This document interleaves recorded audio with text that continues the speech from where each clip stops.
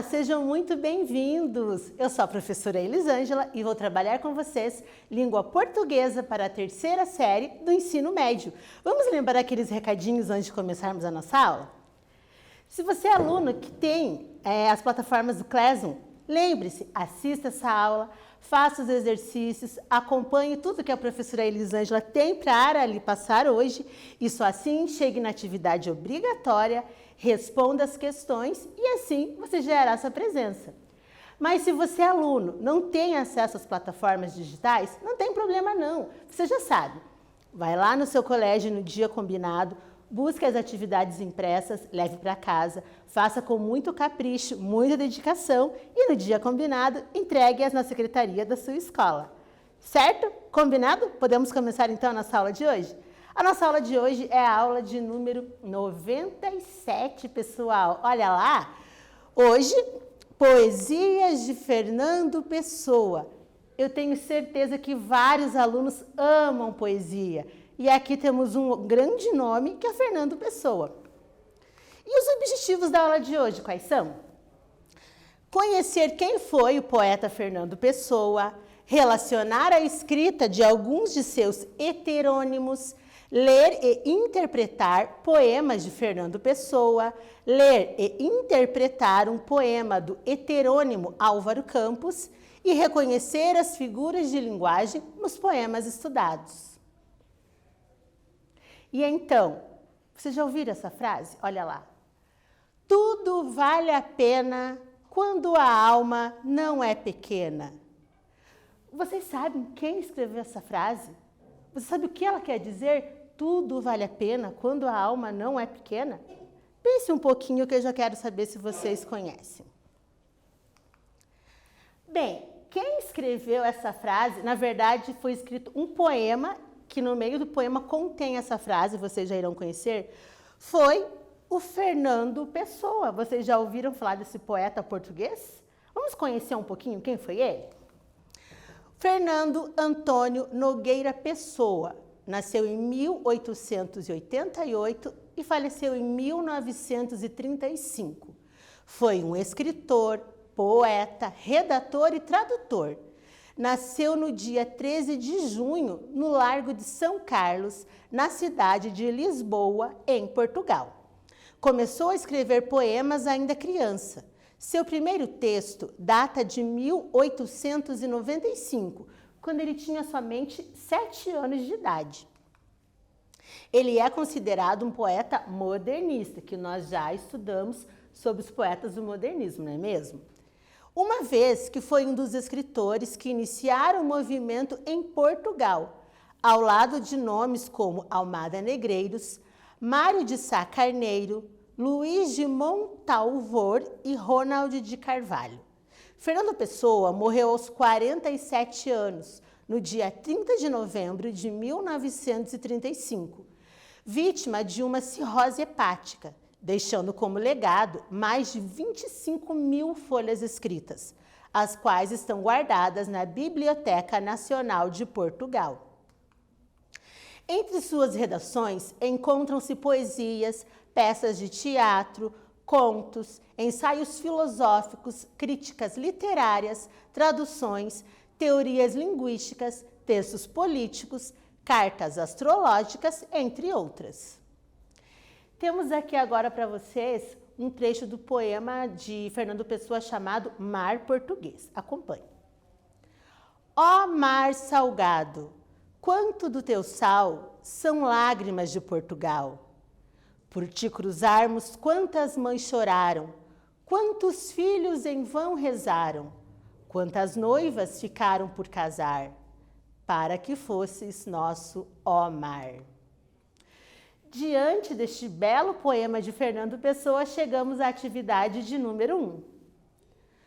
Então, repetimos ali aquela estrofe que lemos há pouco. Ó mar salgado, quanto do teu sal são lágrimas de Portugal.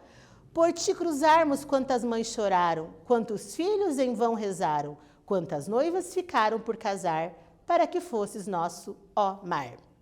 A partir das pistas textuais e o conhecimento que você tem a respeito da história de Portugal, Sobre o que fala o poeta neste poema?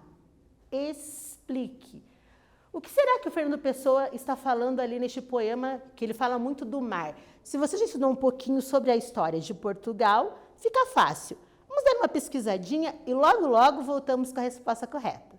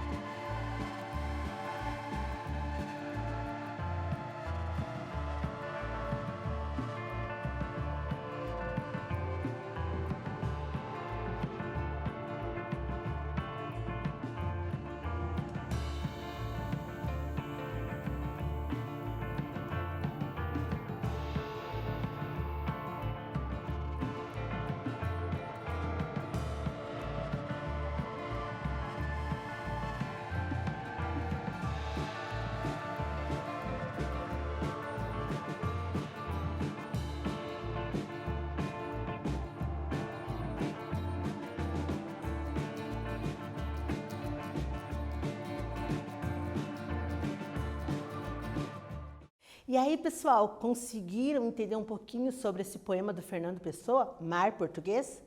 Vamos à resposta correta? Olha lá então, a partir das pistas textuais e do conhecimento que você tem a respeito da história de Portugal, sobre o que fala o poeta neste poema. Olha lá então, esse poema data da época dos descobrimentos, da época que Portugal estava descobrindo novos horizontes, novas terras. E tem como tema central a conquista do mar até então nunca navegado. Nessa estrofe, o sujeito poético se refere aos sofrimentos passados pelos familiares dos marinheiros, que partiram corajosamente rumo à aventura marítima, admitindo que as mães, esposas e filhos dos que embarcaram choraram tanto que as suas lágrimas tornaram o mar salgado. Tudo isso por um único objetivo, para que fosses nosso, ó mar. Agora nós temos a continuação desse poema do mar português. Olha lá. Valeu a pena? Tudo vale a pena se a alma não é pequena. Quem quer passar além do bojador, tem que passar além da dor.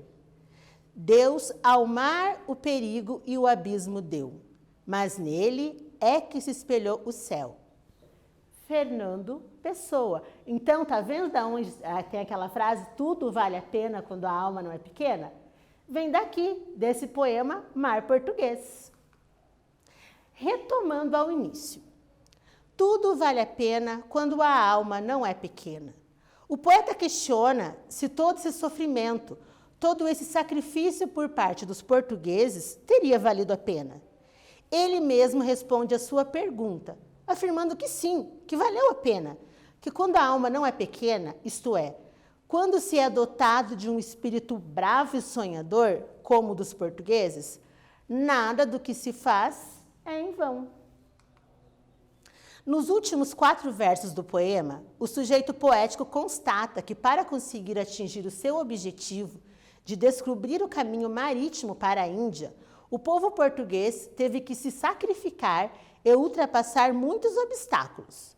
No entanto, apesar de o mar ser perigoso e a viagem um desafio, os portugueses conseguiram chegar à Índia, navegando por ele, fazendo valer a pena, fazendo valer o seu esforço e dando a conhecer a sua glória a todo mundo. Então, este poema retrata quando os portugueses iam descobrir o caminho das Índias. Então, eles deixaram família, diz ali que muitas noivas ficaram por casar, deixaram filhos, para encarar essa grande aventura que era navegar mares que eles não conheciam. E ele pergunta se valeu a pena. Valeu, porque os portugueses eram dotados de uma alma grande e brava, brava de bravura, né? Então, por isso, valeu a pena sim. Questão 2. O mar... é o poema? Ó mar salgado, quanto do teu sal são lágrimas de Portugal.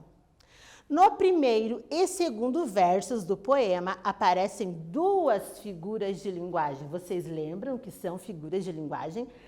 Comigo mesma, vocês já trabalharam esse assunto. Olha lá então. Quais figuras de linguagem, pessoal, que está aparecendo nesses versos? A comparação e a hipérbole e a metáfora, a catacrese e o eufemismo, ou, letra D, o eufemismo e a hipérbole. Então, aparecem 2 figuras de linguagem nesse trecho. Quais delas são? Já já voltamos com a resposta.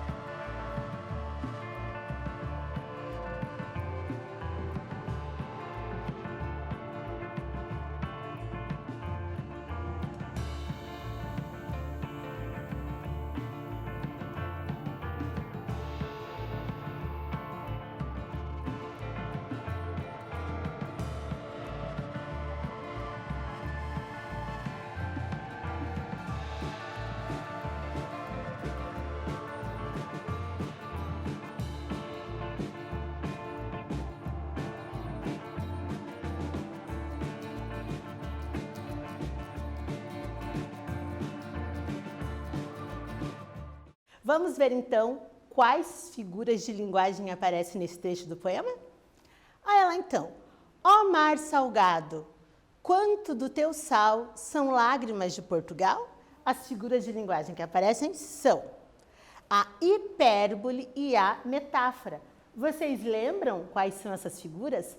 A hipérbole é aquela que dá a ideia do exagero. Então, quando ele diz ali, ó mar salgado, quanto do teu sal são lágrimas de Portugal, será que todo o sal do mar, olha que é bastante, hein? São as lágrimas de Portugal? Por isso exagero. E por que metáfora? A metáfora, vocês lembram que ela faz uma comparação sem usar os termos comparativos, como por exemplo o com, olha lá, como, desculpa. Ó mar salgado, quanto do teu sal são como lágrimas de Portugal? Mas ele não usou como, mas ele está comparando. Quando há essa comparação, sem utilizar termos comparativos, é uma metáfora. Então, por isso, letra B, hipérbole e metáfora. Vamos continuar? Temos um quiz, então, sobre essa primeira parte da nossa aula. Fernando Pessoa foi um dos mais importantes poetas da língua brasileira, letra B, francesa, letra C, italiana ou letra D, portuguesa. Se você prestou atenção nessa aula até aqui, você já sabe onde que o Fernando Pessoa nasceu. Tá fácil, né? Logo, logo voltamos com a resposta correta.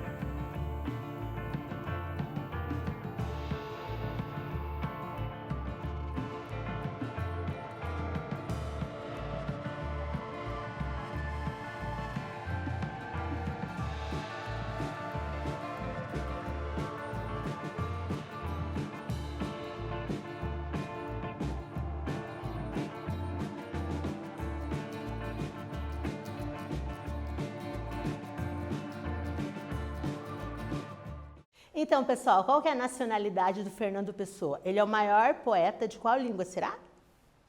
Então, Fernando Pessoa foi um dos mais, eu falei o maior, mas um dos maiores e mais importantes poetas da língua Portuguesa. Nós falamos agora há pouco sobre a história de Portugal, sobre as grandes navegações, não é verdade? Vamos continuar então? Agora nós temos aqui mais um poema do Fernando Pessoa, chamado Autopsicografia. Vamos conhecê-lo? O poeta é um fingidor, finge tão completamente que chega a fingir que é dor, a dor que deveras sente. E os que leem o que escreve, na dor lida sentem bem. Não as duas que ele teve, mas só a que eles não têm. E assim, nas calhas da roda, gira a entreter a razão, esse comboio de corda que se chama coração. Fernando Pessoa. Vamos então para a nossa próxima atividade, a atividade 3. Do poema de Fernando Pessoa, desse poema que nós lemos, Autopsicografia, entende-se que, letra A, lembra quando ele fala que o poeta é um fingidor? Será que ele quer dizer que o poeta não é digno de confiança? Letra B, que a arte é uma expressão de dor, mesmo quando fictícia. Letra C, a emoção que um poeta exprime é fictícia, ele não sente aquela emoção. Ou letra D, nem tudo que se sente é verdade. Letra E, o poeta sofre muito para escrever. E aí, galera, qual será que é a resposta correta? Pesquisa um pouquinho e logo voltamos com a resposta.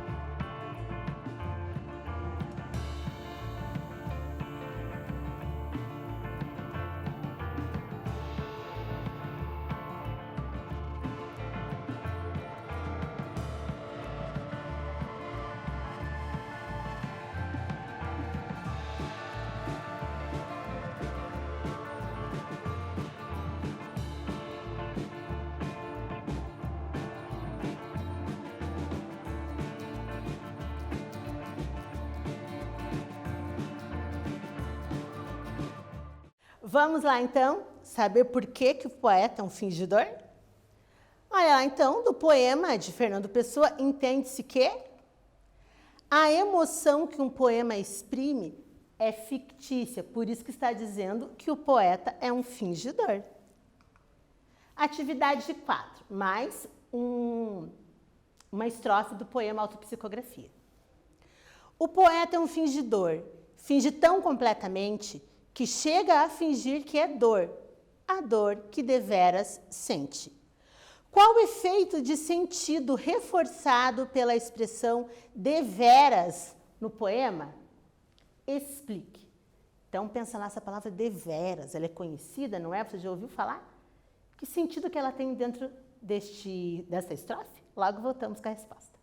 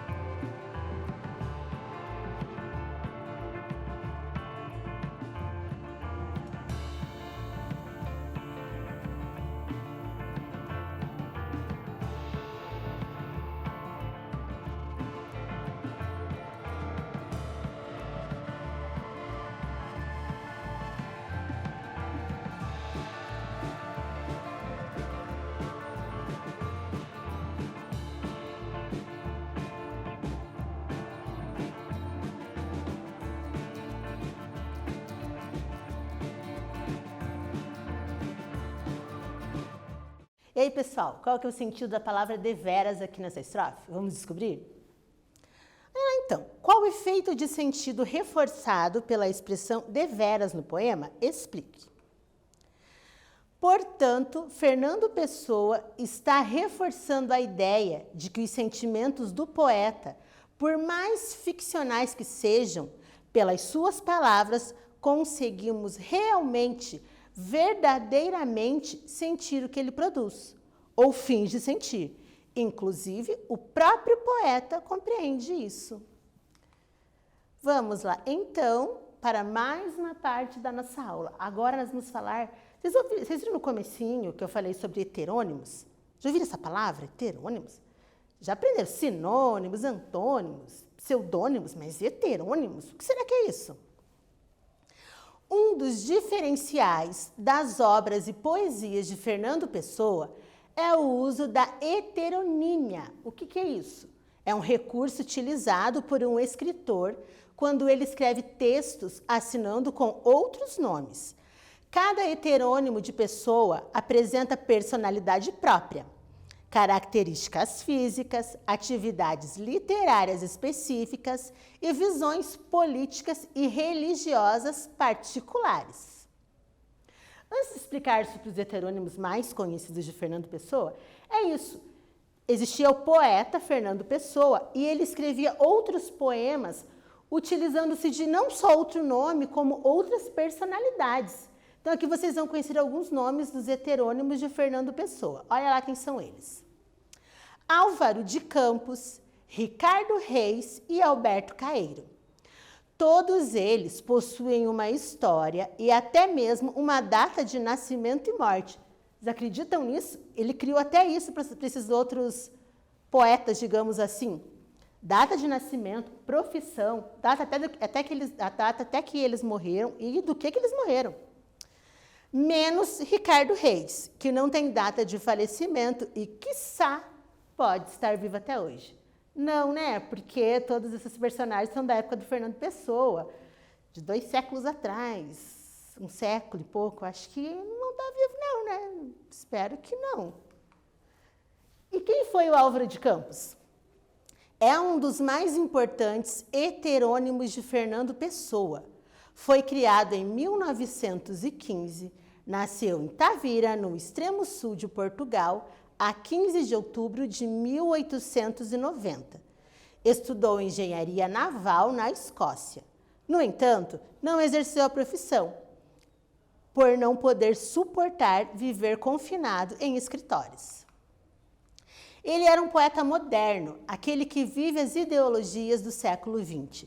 Engenheiro de profissão, vê o mundo com a inteligência concreta de um homem dominado pela máquina.